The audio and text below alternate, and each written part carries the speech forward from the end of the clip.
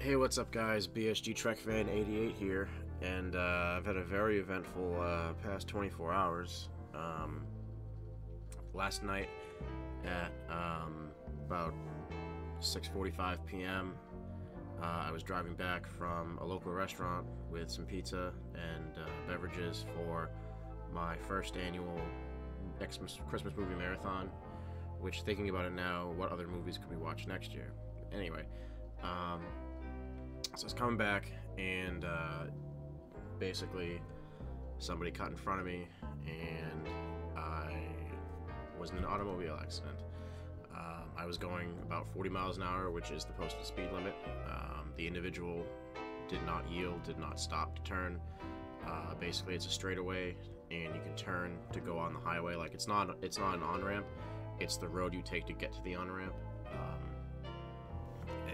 Yeah, he just went and didn't stop. So we hit.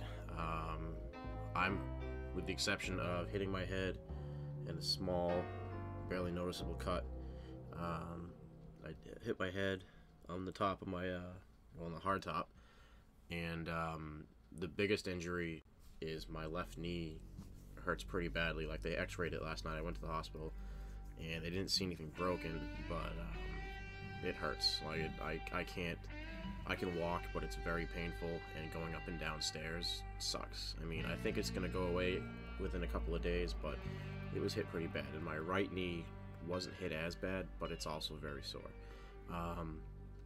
Other than that, I got very, very lucky. I don't have airbags in the Jeep. I don't have, anything special. I just had a seatbelt. The other guy was driving a 2013 rental Corolla. He suffered a facial laceration. From when I saw him at the accident scene, it was just him and I for about 2 minutes. He had maybe a 2-inch cut in his forehead. But my Jeep is gone, and it sucks.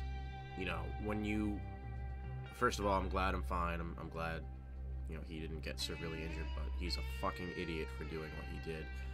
And the police officer who I got information from called me when I was at the hospital, and did indeed cite him for failing to yield and failing to stop. So it is his fault. Apparently he told the officer he didn't see me. Yeah, how do you miss my Jeep in a well-lit area? But this sucks for a couple of reasons. One, it's Christmas Eve tomorrow, so having this happen right before Christmas, I don't have a mode of transportation. I can't go out and get Christmas presents. I can't do anything. I can't work tomorrow. I can't work. I thought about it last night, when I was still kind of, the adrenaline and whatnot, thinking, oh, it's not that bad. I woke up today, and there's no way. The doctors actually gave me a note saying that I can't work for until the 26th, until after the 26th, after Christmas. I feel really bad because calling out on Christmas Eve, it's not like I'm sick and, oh, I don't feel good. It's literally, I was in a car accident and I can't walk. And when you deliver mail, it's not just walking around. You're getting in and out of a truck, which you have to step up into. I can't do that. Like, it really pisses me off that I can't do my job, literally. So it sucks on that front. It sucks the time of year to be injured, both him and I. But what really sucks, when people buy their cars, right? And I'm not saying everybody, but most people buy a car and they go and get the oil change done. They go and get their tires rotated. They don't do a lot of things to their car short of vacuuming it, washing it, maybe upkeep. One thing I loved about having the Jeep, and ask any Jeep owner, and with the exception of current ones, and they'll tell you, one of the things about owning a Wrangler or a Cherokee is that you can do a lot of things yourself. You can modify it.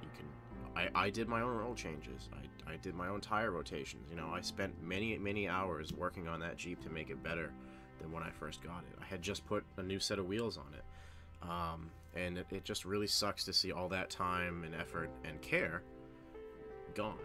You can tell me the pictures that should be playing over my voice here, hopefully. It's total. There's no way I wouldn't want it to be fixed. There's way too much damage. It also, the damage is going to cost more than the vehicle it costs to fix it in insurance. So, you know, it just sucks seeing all that hard work gone. You know, it's not like I'm not going to get another car. It's not like, you know, I'm gonna be without a car probably for a week. But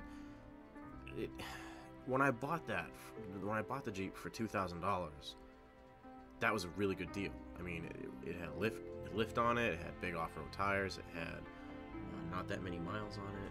It's the straight six. It's an automatic with air conditioning, which is very rare.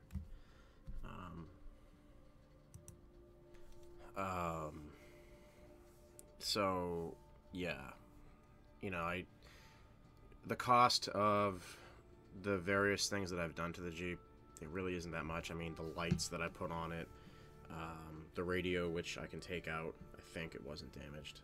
My amplifier and sub were in the back, so those are fine. It's just the Jeep itself. It sucks. You know, anybody who loses a car, it sucks. But when you put time and effort into it and you actually do things on your own, i.e., again, oil changes, all the stuff that people just take for granted and go and have someone else do, you appreciate your vehicle more. So to have it gone, it sucks. But again, you know, it wasn't my fault, and I guess I can only move on from there. So anyway, here's to you, 1995 Jeep YJ, and yeah, at least I'm okay. I got very lucky with that accident, the way that my body was thrown in the cab. If I didn't have a seatbelt on, or if it was hit a different way, you know, it could have been bad.